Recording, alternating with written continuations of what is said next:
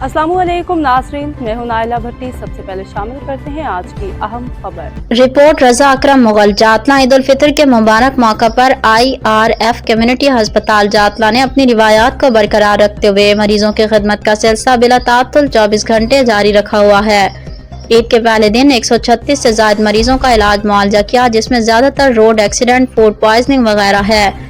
इस मौके पर IRF member board of governing Haji Shahid Iqbal ने अस्पताल के डॉक्टरों और दीगर स्टाफ को ईद के दूसरे दिन मुबारकबाद पेश करते हुए कहा कि ईद जैसे खुशी के मौके पर भी अस्पताल का तमाम अमला अपने फराइज में मसरूफ रहा और इंसानियत की खिदमत की आला मिसाल कायम की। ये जज्बा यकीनन खराज तहसीन के लायक है कि जब लोग अपने घरों में ईद की खुशियां मना रहे थे, उस वक्त ये मसीहा सिर्फ अफराद की IRF अस्पताल का स्टाफ दुखी इंसानियत की देखभाल में मसरूफ रहे।